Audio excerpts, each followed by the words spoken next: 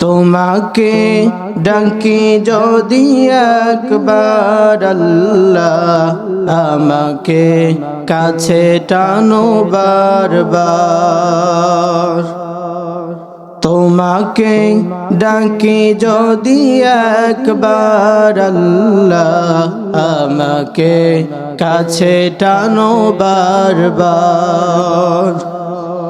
যদি পথ ভুলে যাই আমাকে দিও ঠাই, যদি পথ ভুলে যাই আমাকে দিও ঠাই, দিও দিশা এইটুকু আবদার আল্লাহ, আমাকে কাছে টানো বারবার। দুনিয়ার বুকে আমি এক মুসাফির, বুনে যাই সারাক্ষণ গুনাহের জাল। স্বপ্নেরা দল বেঁধে রাতে করে ভিড়, আসবে কি কাঙ্ক্ষিত সোনালি সকাল। হয়ে গেলে পেরেশান ও আমার রহমান, হয়ে গেলে পেরেশান ও আমার রহমান। জিকিরে হতে দিও একাকার আল্লাহ, আমাকে কাছে টানো বারবার।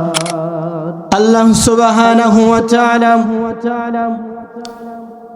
পবিত্র কালামে পাকের ভিতরে ইরশাদ করেছেন, আল্লাযীনা ইয়াসতামিউনাল কাওলা ফায়াত্তাবিউনা মা আহসানা। শীতের তীব্রতাকে উপেক্ষা করে, আরামের বিছানাকে হারাম করে, আমি যখন এই আয়াতে কারিমা তাফসীর ইবনে কাসিরের ভিতরে মিলিয়েছি, তাফসীরে তাবারির ভিতরে আয়াতে কারিমা আমি খুলে দেখেছি, ইমাম ইবনে জারির আত-তাবারি তিনি সুন্দর করে তাফসীর করেছেন। আমার জন্য মনে হয় প্রাণ প্রিয় মাগুরাবাসীর জন্য আল্লাহ তাআলা আপনাদের দিকে তাকিয়ে আয়াতখানা নাজিল করেছেন। আল্লাহ বলেন, আল্লাযীনা ইয়াত্তাবিউনাল কাওল, আল্লাযীনা ইয়াসমাউনাল কাওলা ফায়াত্তাবিউনা মা আহসানা। যারা নাকি আমার কালামে পাকের কথাগুলো অন্তরের কান লাগিয়ে শীতের তীব্রতা উপেক্ষা করে শক্ত মাটির আসনকে গ্রহণ করে নিয়েছে, ফায়াত্তাবিউনা মা আহসানা, তার ভিতরে সুন্দর সুন্দর কথাগুলো যারা শ্রবণ করেছে এবং তার উপরে আমল করেছে, আল্লাহ বলেন উলাইকাল্লাযীনা হাদাহুমুল্লাহু ওয়া উলাইকা হুম উলুল আলবাব। চিৎকার করে বলেন আল্লাহু আকবার। প্রিয় বাবাজিরা আমার, আল্লাহ বলেন যারা সুন্দর কথাগুলোর উপরে আমল করেছে এবং হৃদয়ের কানকে উজাড় করে দিয়ে আমার কোরআনের কথাগুলো সামিয়ানার নিচে বসে শুনেছে, এই বিল ঝিলমল মধ্যপাড়ার যুব কমিটি যে জান্নাতি মজলিস আয়োজন করেছে, এই মানুষগুলো শীতের তীব্রতা উপেক্ষা করে আসন গ্রহণ করেছে। আল্লাহ বলেন উলাইকাল্লাযীনা হাদাহুমুল্লাহ, আমি এই মানুষগুলোকে বিপদগামী থেকে সুপথগামী করে হেদায়েত দিয়েছি। সুবহানাল্লাহ। আল্লাহ বলেন ওয়া উলাইকা হুমুল আলবাব, শুধু তাই নয়, এই মানুষগুলো হলো প্রকৃত বুদ্ধিমান, প্রকৃত জ্ঞানী মানুষগুলো হলো এরাই। কারণ আল্লাহ নবী সাল্লাল্লাহু আলাইহি ওয়াসাল্লাম বলেছেন, যেখানে নবীজির কথাগুলো আলোচনা করা হয় সুন্নতে নববী, সুন্নতে মুআত্তারা মুতাহহারা গুলো আলোচনা করা হয়। আমার মারা সারাদিন চুলার পাশে তাপকে উপেক্ষা করে রান্না করেছে কি করে নাই? এরপরে মহিলা প্যান্ডেলে সুন্দর করে হৃদয়ের কানটাকে উজাড় করে দিয়ে তারা কথাগুলো শুনতেছে। আল্লাহ বলেন, নবী করিম সাল্লাল্লাহু আলাইহি ওয়াসাল্লাম বলেছেন, হাফাতহুমুল মালাইকা, যতক্ষণ এই মজলিসে থাকবেন ফেরেশতারা চতুর্দিকে একজন আরেকজনের কাঁধের উপরে ভর করে আসমান পর্যন্ত ঘেরাও দিয়ে রেখেছে। ওয়া নাযালাত আলাইহিমুস সাকিনা, শুধু তাই নয়, যতক্ষণ পর্যন্ত আপনি থাকবেন রহমত আর বরকত যিনি নাজিল করবেন তিনি কে? চিল্লায় বলবেন আরো, তিনি কে? আল্লাহ তাআলা। প্রিয় বাবাজিরা আমার, আল্লাহ তাআলা পবিত্র কালামে পাকের ভিতরে আমি আমার নির্ধারিত আয়াতে কারিমার দিকে চলে যাব। আল্লাহ সুবহানাহু ওয়া তাআলা কালামে পাকের ভিতরে ইরশাদ করেছেন, সূরাতু আল আরাফ 175 নম্বর আয়াত। আল্লাহ পাক রব্বুল আলামিন বলেন, যারা তেলাওয়াত পড়ুন আমার সাথে সকলে তেলাওয়াত করুন। বিসমিল্লাহির রহমানির রহিম। واتل عليهم نبأ ابني الذي آتيناه آياتنا فانسلخ منها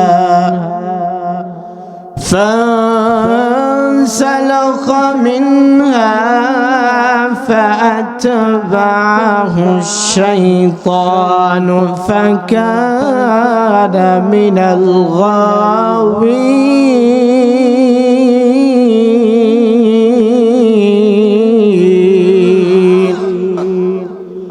আল্লাহ বলেন দুনিয়াতে এমন কিছু মানুষ রয়েছে যারা আমার কথাগুলোকে যারা শিখেছিল, আমার কোরআনকে যারা অন্তরে ধারণ করেছিল, লালন করেছিল, কিন্তু একটা সময় আসার পরে তারা দুনিয়ার স্বার্থ সিদ্ধি আর পদ পদবীর জন্য আমার কোরআনকে বিকৃত করেছিল। আজকে দেখবেন যখন ইসলামী দলগুলোর সমঝোতা বৈঠক শুরু হয়েছে তখন একটা দল চারটা ছিটির জন্য তারা আলাদা হয়েছে কি হয় নাই? তারা আলাদা হয়ে গেছে, পদ পদবীর জন্য তারা আলাদা হয়ে চলে গেল। এই আয়াতের তাফসীরের ভিতরে তাফসীর ইবনে কাসির আমি খুলে দেখেছি, আল্লাহ পাক রব্বুল আলামিন দুনিয়ার মানুষদের ভিতরে আমার জন্য মনে হয়েছে এই সমস্ত দুনিয়া লোভী কিছু আলেমদের সম্পর্কে, মানুষদের সম্পর্কে যারা নাকি একটু হাদিয়া তোহফা ফেলে নিজের অস্তিত্বকে ভুলে যায়, একটু ক্ষমতার আসন গ্রহণের জন্য নিজের অস্তিত্বকে ভুলে যায়, এরপরে নিজের আত্মসম্ভ্রমণ গায়রতকে তারা নষ্ট করে ফেলেছে, নৈতিকতাকে হারিয়ে ফেলেছে। প্রিয় বাবাজিরা আমার, বনি ইসরাইল কওমি একজন আলেম ছিল বালাম বিন বাউরের ঘটনা আপনাদেরকে একটু শুনে দিতে চাই। রাজি আছেন যারা যারা দুহাত তুলে আমার আল্লাহকে দেখেন? তারা লিল্লাহি তাকবীর, লিল্লাহি তাকবীর, লিল্লাহি তাকবীর। জিলবিল পাড়ার মুখের মাহফিল জিন্দাবাদ, জিন্দাবাদ। আল্লাহ তাআলা সকলকে কবুল করুক, বলে আমিন। বালাম বিন বাউর বনি ইসরাইল কওমের শ্রেষ্ঠ একজন আলেম ছিল, মুস্তাজাবুদ দাওয়াত, দোয়া করতে দেরি আল্লাহ তাআলা তার দোয়াকে কবুল করে নিতেন। মুসা নবীর উম্মতরা যখন নবী মুসা আলাইহিস সালাতু ওয়াস সালামের সাথে জাব্বারিন কওমের ভিতরে ঢুকে গেল দিন প্রচারের জন্য, কালিমার দাওয়াত নিয়ে যখন ঢুকে যাওয়ার পরে কাফেররা বলল বিনা যুদ্ধে মুসার বাহিনীকে হারাতে হবে। বনি ইসরাইল কওমের শ্রেষ্ঠ আলেম বালাম বিন বাউরার কাছে চলে গেল। যাওয়ার পরে বলল, হুজুর আপনি তো দোয়া করতে দেরি, সাথে সাথে আল্লাহ কবুল করে নাই। আপনি মুসা নবী আর তার কওম সম্পর্কে আপনি এমন বদদোয়া করুন যেন তারা ধ্বংস হয়ে যায়। প্রথমে তিনি রাজি হন নাই, কিন্তু তারা একটু পদ পদবী আর দুনিয়ার হাদিয়া তোফার জন্য একটু প্রস্তাব দিল। হুজুর চিন্তা করলো, দোয়াই তো করব, আর কি করব। পকেট যখন ভরে গেল, তিনি পাহাড়ের চূড়ায় দাঁড়িয়ে মুসার কওমের জন্য বদদোয়া করলেন, আল্লাহ তুমি ধ্বংস করে দাও। বলেন তো, মুসা যে আল্লাহর নবী, ওই আল্লাহর সাথে মুসা নবীর সম্পর্ক আছে না নেই?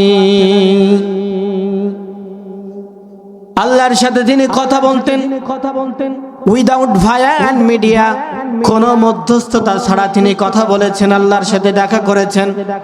একটা পর্যায়ে কথা বলতে বলতে যখন প্রেমটা জমে গেল, তখন তিনি বলেন, রব্বি আরিনি আনজুরু ইলাইক। আল্লাহ আর কত না দেখে কথা বলবো, কথা আর আমি বলতে চাই না, দেখা যদি না দাও কথা আর বাড়াবো না। রব্বি আরিনি আনজুর ইলাইক, আমি এবার আপনাকে দেখতে চাই।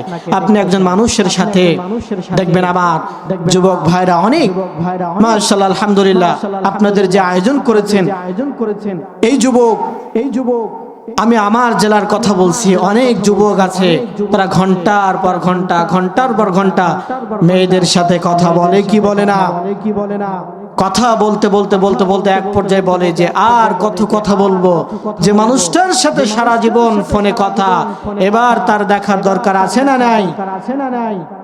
মুসা আলাইহিস সালাতু ওয়াস সালাম আল্লাহর সাথে দেখা হয়ে গেল।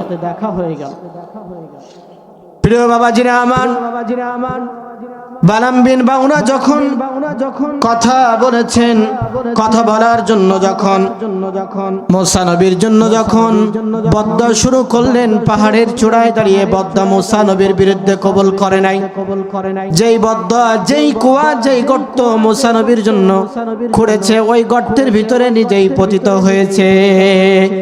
আজকে আমাদের সমাজে এমন চরিত্রবান মানুষ আছে না নাই?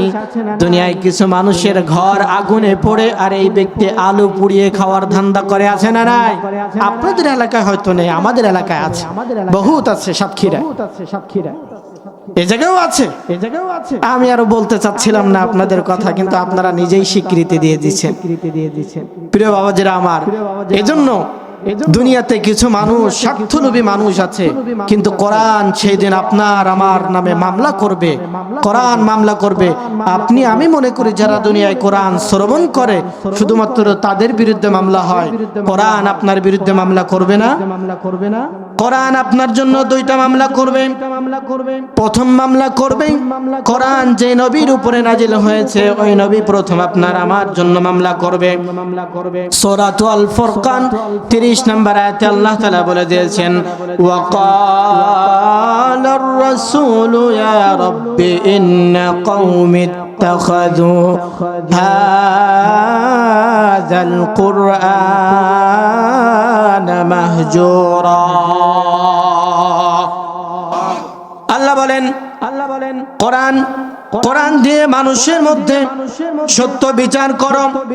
কোরআন সেদিন বলবেন, আল্লাহ এই কোরআন তুর পর্বতের উপরে যেই দিন নাজিল হয়েছে, গারে হেরার উপরে যেই দিন নাজিল হয়েছে, হেরা গুহায় যখন কোরআন নাজিল হয়েছে, আপনার নবী যার উপরে আমার কোরআনকে অবতীর্ণ করেছিলেন, এই নবী যেই দিন দুনিয়ার থেকে বিদায় নিয়েছিল, কিছু মানুষ দুনিয়ার স্বার্থ সিদ্ধি পাওয়ার জন্য কোরআনকে বিকৃত করেছিল।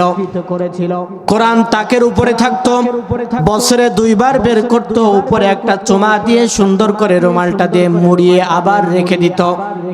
ইন্না কওমি ইত্তাখাযু হাযাল কুরআনা মাহজুরা, আমাকে তোমার বান্দা বান্দিরা অপদার্থ করে ফেলেছিল, তাদের রাজনীতিতে আমি কোরআন ছিলাম না। বলেন তো কোরআনে রাজনীতি আছে না নাই? ইসলামের ভিতরে আপনি কিভাবে বিবাহ করবেন আছে না নাই, কিভাবে সমাজ চালাবেন আছে না নাই, সন্তান সন্ততিদেরকে কোন পথে পরিচালনা করবেন তা আছে না নাই। এই গোটা পৃথিবীতে যে নিয়ামত আল্লাহ তাআলা দিয়েছেন তার বর্ণনা সূরা রহমানের ভিতরে আল্লাহ তাআলা করেছেন কি করেন নাই?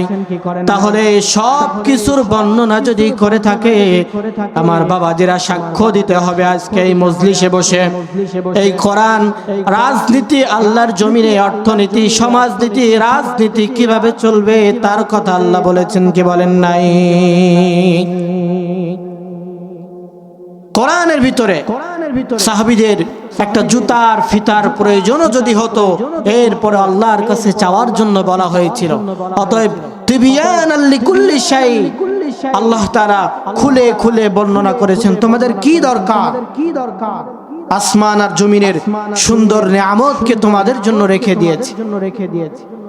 প্রিয় বাবাজিরা আমার, নবী সেই দিন মামলা করবেন পৃথিবী থেকে আমি আসার পরে কিছু মানুষ এই কোরআনকে বিকৃত করে দিয়েছিল, কোরআনকে তারা অপদার্থ করে ফেলেছিল।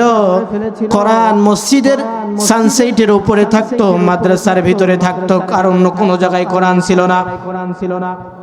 দ্বিতীয় মামলা করবেন আবু সাঈদ খুদরি রাদিয়াল্লাহু তাআলা আনহু থেকে হাদিস বর্ণিত হয়েছে। নবী বলেন ইয়াকুলুল কুরআন ইয়া রাব্বাল আলামিন ইন্না আবদাকা হাযা ইত্তাখাযানি মাহজুরা ফাকদি বাইনি ওয়া বাইনাহুম। ও আল্লাহ, আমি তোমার বান্দার বিরুদ্ধে এই কিয়ামতের জনসম্মুখে দাঁড়িয়ে মামলা করলাম। দুনিয়ায় তো অনেক মামলা হয়েছে। কোরআন যারা প্রচার করেছে, কোরআন যারা বলেছে, যারা শিখেছে, যারা প্রচার করেছে, দায়ের কাজ যারা করেছে তাদের বিরুদ্ধে মামলা হয়েছে কি হয় নাই?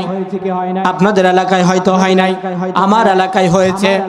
এমনও দিন পার হয়েছে বিলের ভিতরে শীতের তীব্রতা উপেক্ষা করে মশার কামড় খেতে হয়েছে। প্রিয় বাবাজিরা আমার, সময় অতি সংক্ষেপ, এজন্য আমি কোরআনের মামলা থেকে যদি বাঁচতে হয় তাহলে কোরআন বুকে নিয়ে সে আল্লাহর দরবারে কারা কারা যেতে রাজি আছে দুহাত তুলে আল্লাহকে দেখা দেন। লিল্লাহি তাকবীর।